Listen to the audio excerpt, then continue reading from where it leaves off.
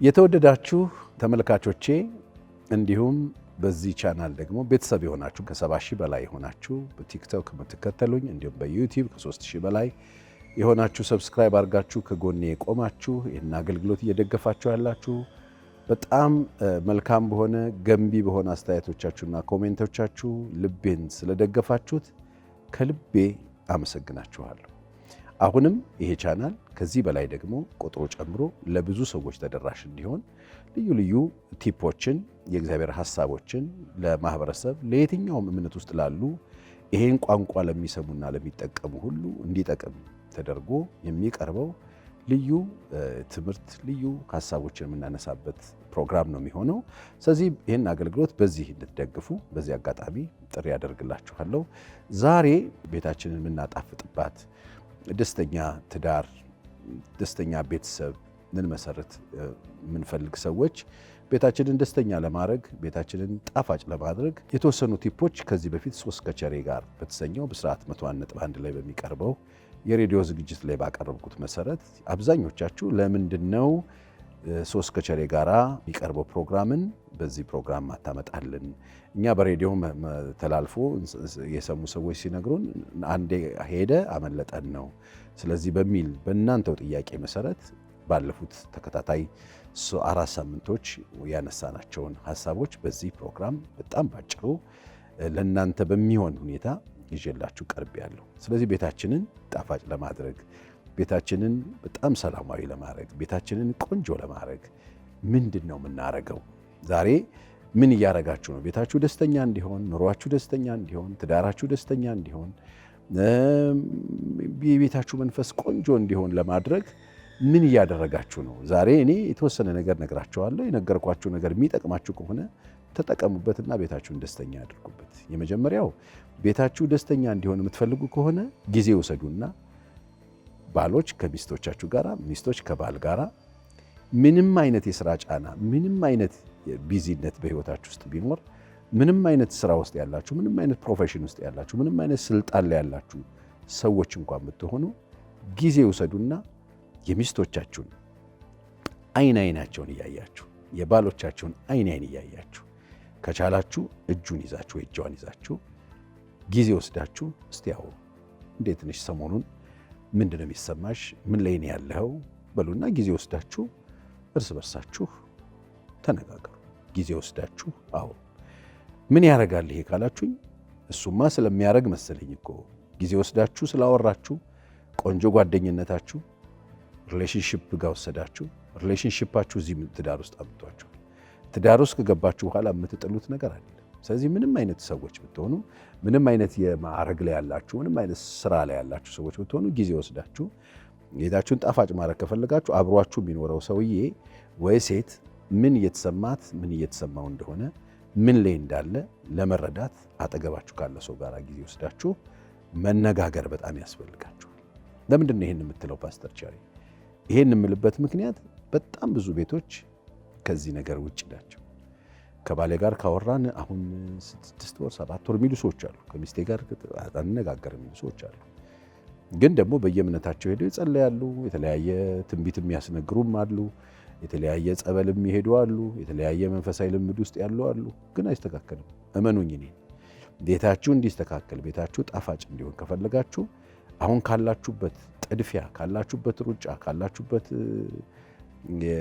የስራ ጫና ምናምን ወጣ በሉና ሰዓት ወስዳችሁ ጊዜ ወስዳችሁ ከባላችሁ ጋር ከሚስቶቻችሁ ጋር ጊዜ ወሰዱና አዎ ይሄን ስላችሁ ለማስመሰል አይደለም። ግዴታ ቤታችሁ ጣፋጭ እንዲሆን ከፈለጋችሁ ይሄንን አድርጉ። ሌላው አንዳችሁን ስትመለከቱ አንዳችሁ ከአንዳችሁ ጋር በኖራችሁበት አንድም ይሁን 2 3 ይሁን 10 እንደኔ 30ም ከዛ በላይ የኖራችሁ ሰዎች ካላችሁ አጠገባችሁ ያለው የትዳር አጋሮቻችሁ ምንድነው ያላቸው ኳሊቲ ምንድነው የሚሰሩት? ስለዚህ ትንሽ ሰበብ እየፈለጋችሁ ሰዎቹን አቢዩዝ ከማድረግ ውስጥ ውጡና ሰበብ እየፈለጋችሁ አንዳችሁን አሞግሱ። በትንሹም በትልቁም ነገር ቴንኪው በሉ፣ አመስግኑ፣ አፕሪሼት አድርጉ። አብሮ ለመኖር ቤታችሁን ጣዕም የሚሰጥላችሁ ትዳራችሁን የተዋበ የሚያደርግላችሁ ትዳራችሁን የተሻለ የሚያደርግላችሁ አሁን ካለበት ደረጃ ከፍ ሊያደርግላችሁ የሚችለው ነገር ትንንሽ ነገሮችንም ቢሆን በመውሰድ አጠገባቸው ያለውን ሰው አፕሪሼት ማድረግ አለባችሁ፣ ማመስገን አለባችሁ። ሚስቴ የኔ እናት ልጆችን የሰጠሽኝ፣ አንቺ እኮ ምሰሪው ነገር ይጣፍጣል፣ እንደው ቤትሽን ራሱ እንዴት እንደምትይዡ ያለሽ እኮ ጽናት፣ ለነገሮች የምትሰጫቸው ቦታ፣ ለንጽህና የምትሰጪው ትኩረት፣ ለልጆችሽ ያለሽ ፍቅር፣ አንተ እኮ ትጋት፣ ሌሊት መነሳት፣ መሮጥ፣ ለእኛ አይደለም የምትሮጠው የምትንከራተተው፣ ከበረሃ ለበረሃ የምትሄደው፣ እንደዚህ የምታደርገው፣ እንደዚህ ምን አለበት? ቤታችሁን ጣፋጭ ነው የሚያደርገው። ሚስቴ አሞገሰችኝ፣ ባሌ አሞገሰኝ፣ ከዚህ ቤት እንደው ብር ብዬ ልጥፋ የሚል ሰው የለም ያለው። እኔ በትንሽ በትልቁ ጨቀጨቀችኝ፣ መኖር አልቻልኩም፣ የምሰራው ነገር አይጥመውም፣ የምሰራው ነገር አይጥማትም፣ የማደርገውን ነገር ቦታ አትሰጥም፣ ትንቀኛለች፣ ይንቀኛል አይደለም። ስለዚህ ቤታችሁን የተሻለ ጥሩ እንዲሆን ከፈለጋችሁ ትንንሽ ነገሮችንም ቢሆን ማድነቅ ጀምሩ። የሚያደርጓቸውን ትንንሽም የሚመስሉ አስተዋጽኦችን ቴንኪው በሉ፣ አመስግኑ፣ እውቅና ስጡ። ቤታችሁ ጣፋጭ፣ ቤታችሁ ደስተኛ፣ ትዳራችሁ የለመለመ ክሪን እንዲሆን በጣም የሚያምር አየር ከፈለጋችሁ ከዚህ ሰዓት ጀምሮ ይሄንን ትምህርት ወይም ይሄን መልእክት ከሰማችሁበት ሰዓት ጀምሮ ይሄንን ማድረግ ብትጀምሩ በጣም ጥሩ ነው። የአንደበት ቃል ሰውን ይፈውሳል። መጽሐፍ ቅዱስ ሲናገር አንደበት እሳት ነው፣ የፍጥረትን ሩጫ ያቃጥላል ይላል። በሌላ ቦታ እዛው ያዕቆብ መልእክት ላይ ደግሞ ሞትም ሕይወትም በምላስ እጅ ላይ ናቸው፣ የሚወዷት ፍሬዋን ይበላሉ ይላል። ስለዚህ ምላሳችሁ ላይ ሕይወትም አለ ሞትም አለ። አጠገባችሁ ያለውን ሰው ሕይወት የሚሰጥ የሚያለመልመው ከድርቀት የሚያወጣው ነገር አለ፣ እንደገና ደግሞ የሚያደርቀውም ነገር አለ። ሰው በራሱ በቃሉ ሰውን ሊገል ይችላል፣ በቃሉ ደግሞ ሊያለመል። ለዚህ ነው መጽሐፍ ቅዱስ ኤፌሶን ምዕራፍ 5 ላይ እኮ ባሎች በቃሉ ያነጻታል ነው የሚለው። ኢየሱስ ክርስቶስ ቤተክርስቲያንን እንደዛ እንደሚያደርግ ባሎችም ሚስቶቻቸውን ሊወዷቸው፣ ሊንከባከቧቸው፣ ሊጠብቋቸው ንጽሕትና ያለ እድፍ እንድትሆን ነው የሚለው። ቃል እኮ ነው የሚያነጻትም የሚያቆሻት። ስለዚህ በቃላችሁ አጠገባችሁ ያሉትን የትዳር አጋሮቻችሁን ደስተኛ እንድታደርጉ እመክራችኋለሁ። ስለዚህ ቤታችሁ ደስተኛ እንዲሆን፣ ቤታችሁ ጣፋጭ እንዲሆን ከፈለጋችሁ ደግሞ አንዳችሁ አንዳችሁን ጀጅ ማድረግ አቁሙ።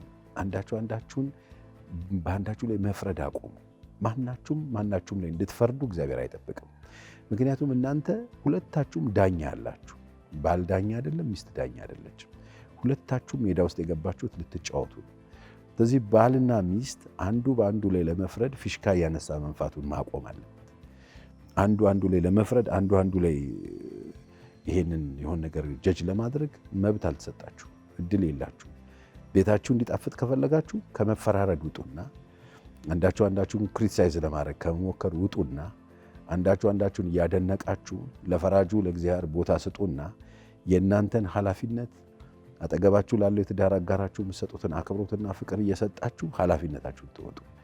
ሜዳ ውስጥ የገባችሁ ሁለት ተጫዋቾች እንጂ ዳኛ አይደላችሁ።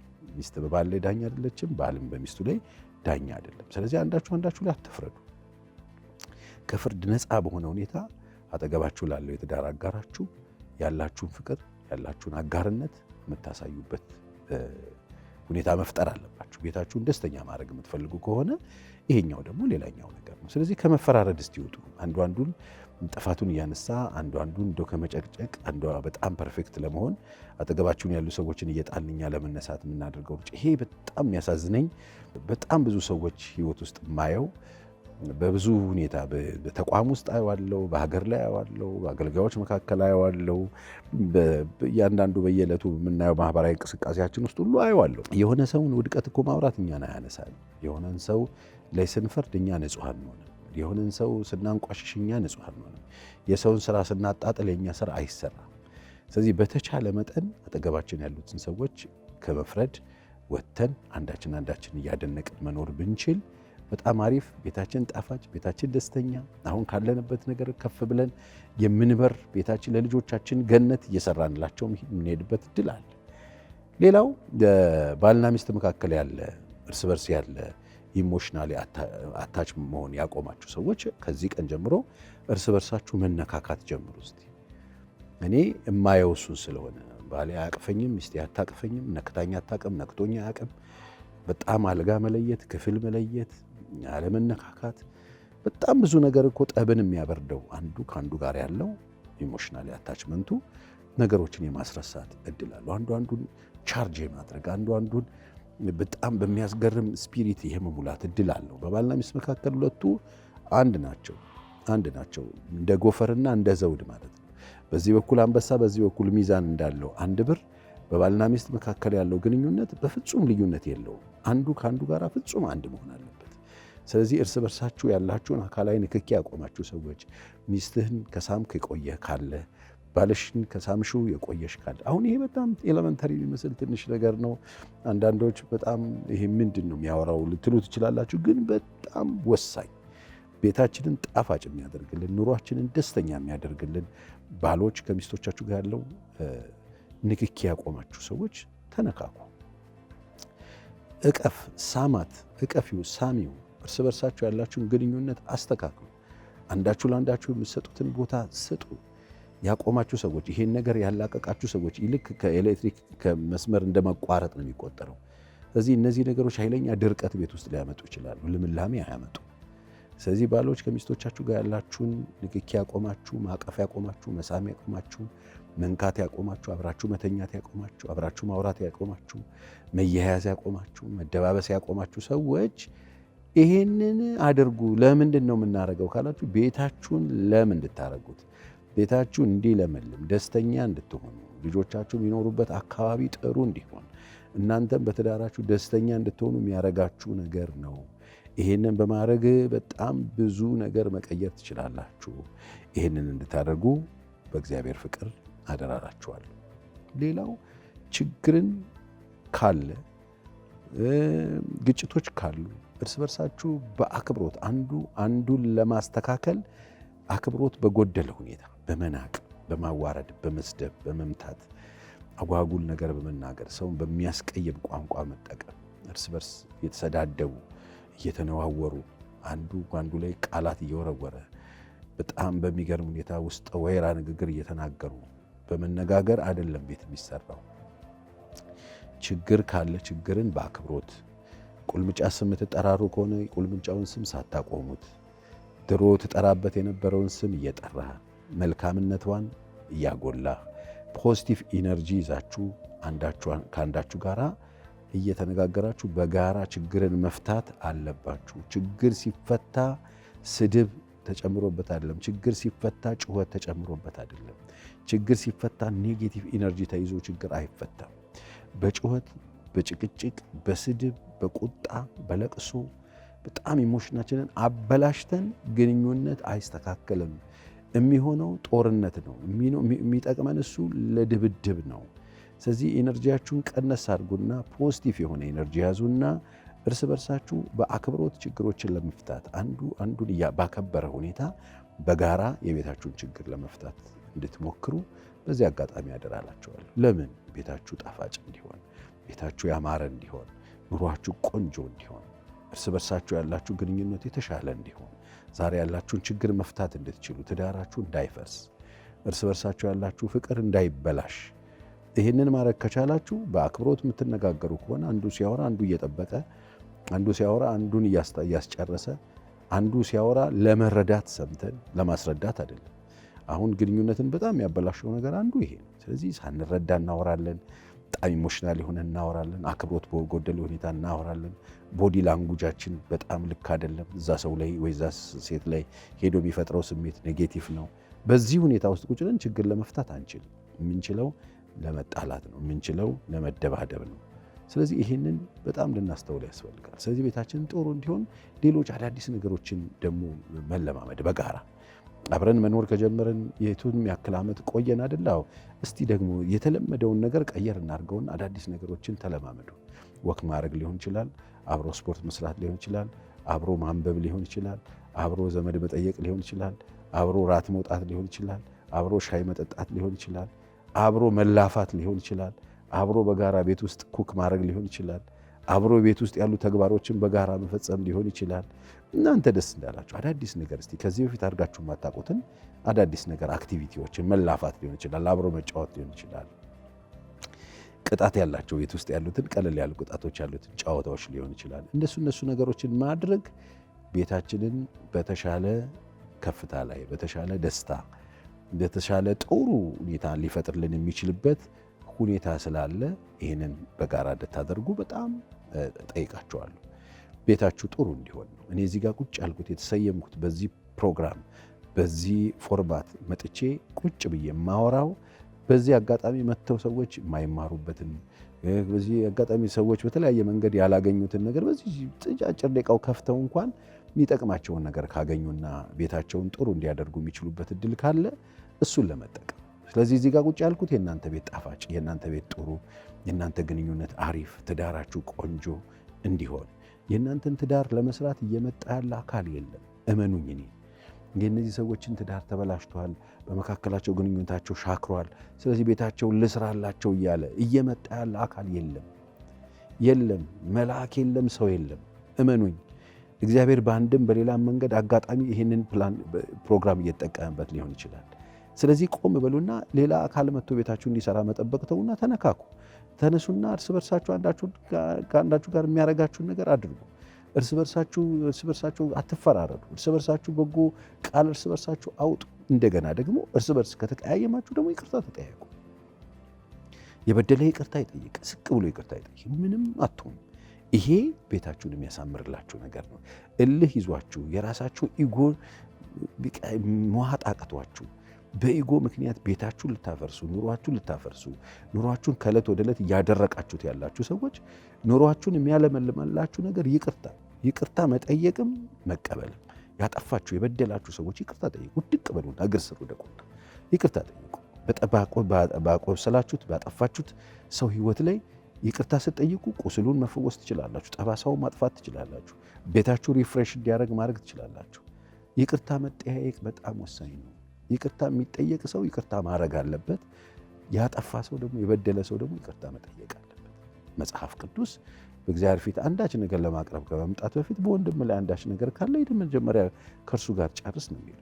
አንደኛ ለመንፈሳዊ ህይወታችንም ቀሪ ለእግዚአብሔር አገልግሎትም ለጸሎታችንም በጣም የሚጠቅመን ነገር ይቅርታ መደራረግ ነው። ይቅርታ ጠይቁ። ስለዚህ ጥፋት ያጠፋ ሰው ጥፋቱን አምኖ መቀበል አለበት። የተበደለ ሰው ደግሞ ይቅርታ ማድረግ አለበት። ይሄ ቤታችሁን ቆንጆ ያደርጋል። ኖ በዚህ ቀርቶ በዚህ ብታረድ የምትሉ ምን ለማለት ፈልጋችሁ ነው? እንግዲህ አብሮ መኖር መነካካት አለው፣ መበዳደል አለው፣ አንዱ አንዱን ማቁሰል አለው። እንደሱ አይነት ነገር የሌለበት ህይወትም ኑሮም የለም። በምድር ላይ ፍጹም የሚባል ትዳር ኖሮ አያውቅም፣ ወደፊትም አይኖርም። ያለው መልካም ትዳር ደግሞ ምንድን ነው? ይወድቅና ይነሳል፣ ይስትና ይመለሳል፣ ይቆሽሽና ይታጠባል፣ ይጣላና ይታረቃል፣ ይጋጭና ይስተካከላል።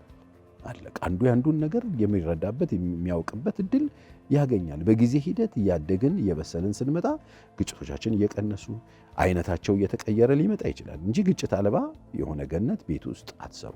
እኔ መጀመሪያዎቹ 5 ዓመቶች ላይ የነበረው ግጭትና አሁን ከ30 ዓመት በኋላ የሚመጣው ግጭት አንድ አይደለም። እኛ ቤት ያለው ግጭት ይለያያል። ግጭቶችን ግን ብርቅ ሳናረጋቸው በጥንቃቄ በይቅርታ በምህረት እርስ በርስ በቸርና ሮሮ በመሆን መፍታት ግን ያስፈልጋል። ስለዚህ ቤታችንን ቆንጆ የሚያደርግልን ሌላኛው ነገር ይቅርታ ስለሆነ፣ ሌላው ባለፈውም ሳምንት አንስቼው ነበር ሬዲዮ ላይ በገንዘብ ጉዳይ ያለን ድብቆሽ፣ በገንዘብ ጉዳይ ያለን አስተሳሰብ መስተካከል አለበት። ባል ከሚስት ደብቀህ የምትሮጥበት ምንም ምክንያት የለም። አሁን ደብቀህ ስትሮጥ አሁን እንደወጣህ ብትቀር ሚስትህና ልጆችህ አደጋ ውስጥ ይወድቃሉ። የት ጋ ምን እንዳደረግክ አታውቅም። ያደረግከውና ያስቀመጥክበት ቦታ ላይ አንተ የደበካቸውን ፋሚሊዎችን አንተ የደበክበት ቦታ ያስቀመጥክባቸው ሰዎች አንተ ያላከበርካቸውን ቤተሰቦችን አያከብሩልህ። አንተ በምክንያት የደበክበትን ምክንያት ስለማያውቀው እሱም ከነሱ ነው የሚደብቀው። አንተ አባት ይሁንክ፣ አንተ የሚስት ባል ይሁንክ ሰውዬ የደበካትን ሚስትህን አንተ ያስቀመጥክበት ሰውዬ አምኖ ይሰጣታል ብለህ እንዳታስብ። ስለዚህ በገንዘብ ጉዳይ የተደባበቃችሁ የተወሻሸቃችሁ ህይወታችሁን በሙሉ ጨለማ ያደረጋችሁ ሰዎች፣ ኢንሴኩሪቲ ቤታችሁ እንዲኖር ያደረጋችሁ ሰዎች፣ ሰላም ቤታችሁ እንዲጠፋ ያደረጋችሁ ሰዎች፣ አንዱ ደግሞ አባካኝ፣ አንዱ አጥፊ፣ አንዱ ቤቱን በዕዳ ውስጥ የሚዘፍቅ፣ አንዱ ሳያውቅ ዕዳ ወደ ቤት ውስጥ የሚጠራ በተደብቆ የሚርመጠመጥ አይነት አካሄድ ዋጋ ያስከፍላችኋል። ስለዚህ በገንዘብ ጉዳይ አትደባበቁ። ቤታችሁ ውስጥ አደጋ የሚያመጣ ብድሮችን እየወሰዳችሁ ከቀን ወደ ቀን መከራ በመከራ አንድም ቀን ደስተኛ ሆናችሁ እንዳትኖሩ የሚያደርግ አካሄድ የምትሄዱ አግብታችሁ እንደ ላጤ የምትኖሩ ሰዎች ተመለሱ። ትክክል አይደለም። ስለዚህ ባል ከሚስት ጋር፣ ሚስት ከባል ጋር ያላቸውን የገንዘብ አስተዳደር ክሊር ማድረግ፣ ንጹህ ማድረግ። በተለይ ደግሞ ልጆች ከወለዳችሁ በኋላ ቤተሰብ ካፈራችሁ በኋላ ንብረት ካፈራችሁ በኋላ ከእናንተ የሚበልጥ ነገር አለ ወይ? ለምን ነው የምትደብቁት? ገንዘብ ከኔ ይበልጣል እያላችሁ እኮ ነው። እኔን ሰጥቻት ራሴን ሰጥቼ ወይም ራሱን ሚስት ለባሏ ሰጥታ ሌላ ነገር ምን ከእናንተ የሚበልጥ ነገር አለ ወይ? ይሄ እኮ ለእናንተ ያላችሁን አስተሳሰብ ምልከታ የሚያሳይ ነው። ስለዚህ በገንዘብ ጉዳይ አትደባበቁ። ይሄንን የምነግራችሁ ቤታችሁ ደስተኛ እንዲሆን። አሁን ይሄንን ዛሬ ሰማችሁ። አዎ በቃ ይሄ ነው ያለን። ስለዚህ በጋራ በጥንቃቄ እናስተዳደራለን። ከአቅማችሁ በላይ ከሆነ ባለሙያ ያስገቡና እዚህ ላይ ምክር ውሰዱ። ጎበዝ የሆነ ገንዘብ አስተዳደር የሚችል ሰው እንዲያስተዳድር ማድረግ፣ ግን ክሊር ማድረግ፣ ንጹህ ማድረግ፣ ቤተሰባችንን፣ ልጆቻችንን፣ ሚስቶቻችንን፣ ባሎችን በዘላቂነት አደጋ ውስጥ በሚከት ሁኔታ መሄድ የለብንም። ይሄ በጣም በጣም ከባድ አካሄድ ነው። እኛ ሀገር ብዙ ወላጆች ከሚስቶቻቸው ደብቀው የሚሞቱ አሉ። ከሚስቶቻቸው ደብቀው ይኖሩና ሲሞቱ ነው የሚገለጥባቸው ብዙ ነገር አለ። ቤተሰባቸውን በጥሩ ሁኔታ የሚያኖሩ የሚመስሉ ቤተሰባቸውን ዕዳ ውስጥ ጥለው የሚሞቱ አሉ። ድንገት እንደወጡ የሚቀሩ አሉ። የተመቻቸ ነገር የለመዱና የኖሩ ልጆችና ቤተሰብ ፋሚሊ በጣም በሚያሳዝን የቁልቁለት ኑሮ ውስጥ በጣም በሚያሳዝን ፍጻሜ ውስጥ ልጆችህ ሲያልፉ ማየት ትፈልጋለህ? ነገ ልጆችህ ሲሳቀቁ ማየት ትፈልጋለህ? ፍርድ ቤት ከሰዎች ጋር ቆሞ ማየት ትፈልጋለህ? ይሄን የማትፈልግ ከሆነ ጥንቃቄ አድርግና ከወዲሁ አስተካክሉ፣ ክሊር አድርጉ። ይሄን ማድረጋችሁ ቢያንስ ይሄን እውነት ከሰማችሁበት ሰዓት ጀምሮ ቤታችሁ ደስተኛ ማድረግ የምትችሉበት፣ ትዳራችሁን ጥሩ ማድረግ የምትችሉበት እድል አለ። በመጨረሻ ባሎችም ይሁን ሚስቶች የሚስቶቻችሁን ቤተሰብ የባሎቻችሁን ቤተሰብ አክብሩ። ቤታችሁ ደስተኛ እንዲሆን የምትፈልጉ ከሆነ የሚስትህን ቤተሰብ አክብር፣ የሚስትህን ጓደኞች አክብር፣ የባልሽን ቤተሰቦች አክብሪ፣ የባልሽን ጓደኞች አክብሪ። የባልን ቤተሰብ ንቆ የሚስትን ቤተሰብ ንቆ አዋርዶ ሰድቦ እንደገና የሚስትን ጓደኞች አዋርዶ ሰድቦ በጥላቻ ተሞልቶ የባልን ጓደኞች የባልን ቤተሰብ ይህንን አድርጋችሁ ባልና ሚስት ሆናችሁ ለመኖር በጣም ነው የምትቸገሩት። ዛሬ ብዙዎችን የሚያስለቅሰውና የሚያናድደው ምንድን ነው? አልፈን እንነካካለን። እንደሱ አታርጉ። ባል ቫሊዩ የሚያደርገውን ነገር ቫሊዩ አርጊለት። ሚስት ቫሊዩ የምታደርገውን ነገር ቫሊዩ አርግላት። ቤተሰቦቿን ጓደኞቿን ከሆነ ቫሊዩ አድርግ። ችግሮች ካሉ ቁጭ በሉና በፍቅር ሳትፈራረዱ አንዳችሁን ትሪት በማድረግ ችግሮችን ለመፍታት ሞክሩ። በመጨረሻ አንዳችሁ ለአንዳችሁ ጸልዩ። እንደ መንፈሳዊ ሰው አብራችሁ ቤተክርስቲያን ሂዱ፣ አብራችሁ በእምነት ቦታ ሂዱ። በጋራ አብራችሁ የምትካፈሉበት፣ አብራችሁ የምትማሩበት፣ አብራችሁ የምትጸልዩበት፣ የምትሰግዱበት፣ አብራችሁ የምትሆኑበትን ሁኔታ ፈጥሩ። በጋራ አብራችሁ የምትጠጡት ውሃ ይኖራችሁ። አንዳችሁ ለአንዳችሁ ደግሞ ጸልዩ። ይሄንን በማድረግ ቤታችሁን ደስተኛ ማድረግ ትችላላችሁ። ባል ለሚስቱ ሲተንበርክኮ የሚጸልይ ከሆነ አግዛት፣ ደግፋት፣ እርዳት፣ በድካሟ ከጎኗ ሁን ብሎ የእሷን በጎ ነገር እያሰበ ይጸልይላት። ተነስቶ ቆሞ መጥፎ ነገር ሊያደርግባት እኮ አይችልም። ሚስትም ለባሏ ድካም ያለበትን ዊትነሶቹን ይዛ በእግዚአብሔር ፊት ጸልያለች። ስትነሳ እኮ ክፉ ለመሆን አትችሉ። ስለዚህ አንዳችሁ ለአንዳችሁ በመጸለይ ተጨማሪ ቤታችሁን በጥሩ ከፍታ ላይ ማስቀመጥ የምትችሉበት እድል አላችሁ። ይሄንን ልነግራችሁ ነው የመጣሁት። ዛሬም ይሄንን ቻናል ለመጀመሪያ ጊዜ ከፍታችሁ እየሰማችሁ ያላችሁ ሰዎች ወዳችሁታል? ላይክ አድርጉት፣ ሰብስክራይብ አድርጉት። ወዳችሁታል? ሼር አድርጉት። ለምታውቋቸው ጓደኞች ሁሉ ይድረስ። የብዙ ሰዎች ቤት ይታደስ፣ የብዙ ሰዎች ቤት ቆንጆ ይሁን። ይህም በማድረግ አብራችሁን ይህን አገልግሎት እንድትደግፉት ጋብዛችኋለሁ። የዛሬውን በዚያ ያበቃው። በሚቀጥለው ሳምንት በሌላ ርዕሰ ጉዳይ ተመልሰን እንመጣለን፣ እንገናኛለን። እስከዚያው መልካም ቆይታ